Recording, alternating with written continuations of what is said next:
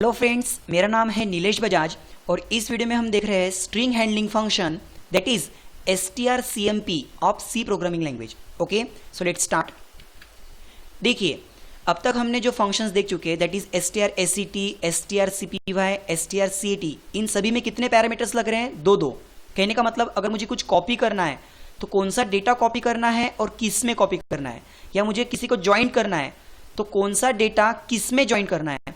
उसी तरह अब हम यूज करेंगे strcmp function. Okay, strcmp function means ये आपके दो स्ट्रिंग को कंपेयर करने में मदद करेगा। It is use to compare two strings. तो यहां पर जिन दो स्ट्रिंग को हमको कंपेयर करना है वो यहां पर लिखना पड़ेगा। Okay, that is string 1 and string 2। सो इसमें भी कितने पैरामीटर लगने वाले हैं? दो पैरामीटर्स। और ये फंक्शंस भी कहां से आने वाला है? string.h हेडर फाइल से, क्योंकि it is string handling function use to compare the contents of two strings. Okay, देखिए फॉर एग्जांपल यहां पर मैं एक एरे लेता हूं, लाइक कैरेक्टर x नाम का एरे लिया, मैक्सिमम साइज दी इसको सपोज 50, और इसमें मैं मेरा ही नाम लिखता हूं, जैसे for example Nilesh. Okay, then मेरे पास में एक और कैरेक्टर एरे है लाइक y, इसको भी हमने मैक्सिमम साइज दी सपोज 55 इक्वल्स टू, और इसमें मैं लिखता हूं सपोज BAJ। क्लियर? अब अगर मुझे इन दोनों को कंपेयर करना है तो हम इस तरह से कंपेयर नहीं करेंगे, लाइक जैसे x ग्रेटर देन है क्या y से, या फिर x लेस देन है क्या y से, क्योंकि ये जो रिलेशनल ऑपरेटर है ग्रेटर देन, लेस देन, तो ये सिर्फ और सिर्फ न्यूमेरिक नंबर पे काम करेंगे, जैसे कि इंटीजर या फिर फ्लोट पे। और यहां पर हम चाहते हैं कि किसी स्ट्रिंग वैल्यू को मुझे कंपेयर करना है, तो हम कौन सा फंक्शन अप्लाई करेंगे? तो सबसे पहले तो हम करते हैं CLR SCR, मतलब जब भी हमारा कोई आउटपुट आएगा क्लियर स्क्रीन पे आना चाहिए। और यहां मैं यूज करता हूं strcmp फंक्शन, जो मुझे दो स्ट्रिंग को कंपेयर करेगा। ओके, अब मैं किसको कंपेयर करना चाहता हूं? x को कंपेयर करना चाहता हूं, किसके साथ? y के साथ। तो एक चीज ध्यान रखिएगा, यहां पर जब आप कंपैरिजन फंक्शन अप्लाई कर रहे हो तो कंपैरिजन फंक्शन आपके स्ट्रिंग के लेंथ के अनुसार नहीं होंगी। जैसे नीलेश में टोटल कितने कैरेक्टर्स हैं? 6, और बजाज में कितने कैरेक्टर्स है? टोटल 5। तो इसका मतलब ये नहीं कि अकॉर्डिंग टू द लेंथ आपकी पहली स्ट्रिंग बड़ी हो। नो, जब हम कंपैरिजन फंक्शन अप्लाई करेंगे तो आपको लेंथ यहां पर इग्नोर करना है। यहां पर लेंथ के अनुसार कंपैरिजन नहीं होंगी, बल्कि आस्की वैल्यू के हिसाब से। फॉर एग्जाम्पल आपको पता होना चाहिए कि अगर हम कीबोर्ड के ऊपर से कैपिटल A टाइप करते हैं तो एक्चुअली कैपिटल A की आस्की वैल्यू वहां पर क्या है? 65, वो टाइप होता है। देन अगर मैं कीबोर्ड से कैपिटल B टाइप करता हूं तो उसकी आस्की वैल्यू कितनी है? 66। उसी तरह अगर मैं कैपिटल Z टाइप करता हूं तो उसकी आस्की वैल्यू होती है 90। सेम स्मॉल a की आस्की वैल्यू कितनी है? तो 97।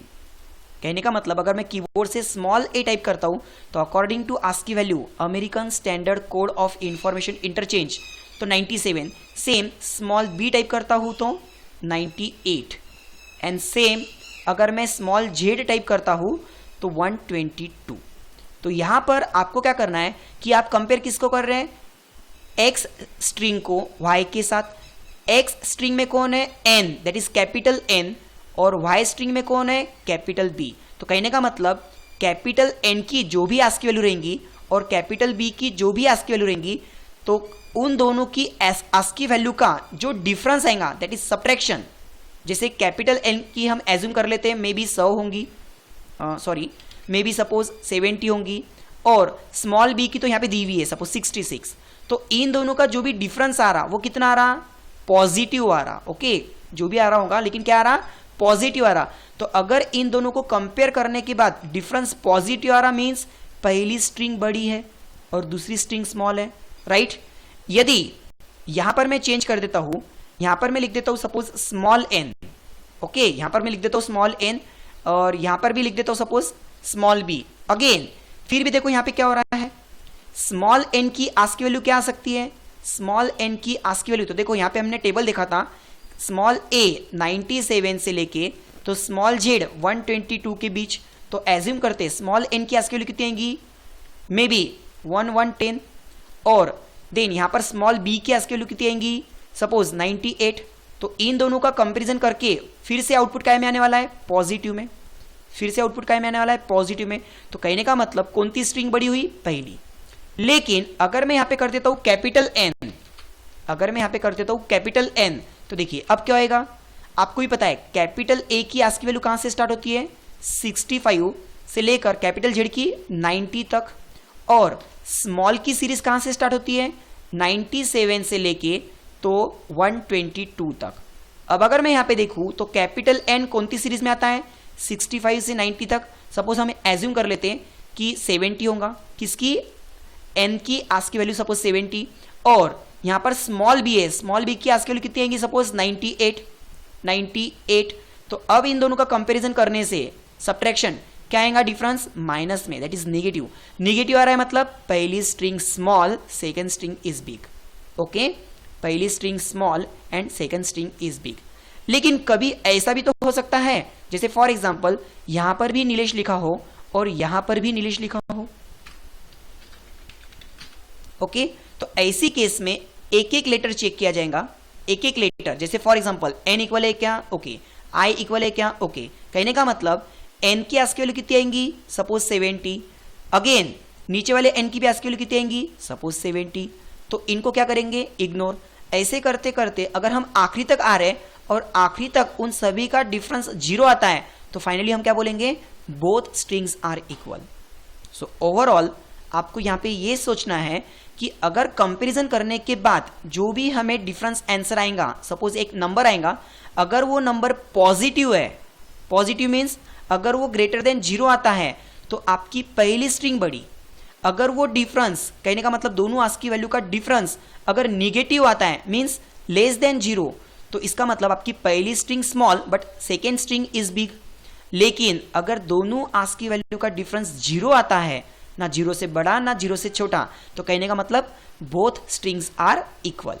ओके, तो देखिए इसके पर हम एक एग्जांपल लेंगे। जैसे फॉर एग्जांपल यहां पर लेता हूं मैं फिलहाल तो कैपिटल ए, और यहां पर लेता हूं मैं suppose small A. Okay, capital A की आस्की वैल्यू क्या है, तो 65, और स्मॉल ए की आस्की वैल्यू क्या है, तो 97 से। ओके, अब मैं चाहता हूं इन दोनों में कंपेयर करके जो भी आंसर आए, जो भी डिफरेंस आए, वो किसी तो भी इंटीजर के आई में हम स्टोर करेंगे। ओके, यानी कि i equals to, this function is used to compare two strings on the basis of their ASCII value. और जो भी आंसर आएगा हम किस में स्टोर करेंगे, आई में। अब यहां पे हम चेक करेंगे, if I is greater than 0, मतलब अगर पॉजिटिव आंसर आता है तो हम क्या प्रिंट करेंगे, हम क्या प्रिंट करेंगे, like printf the first string x is big,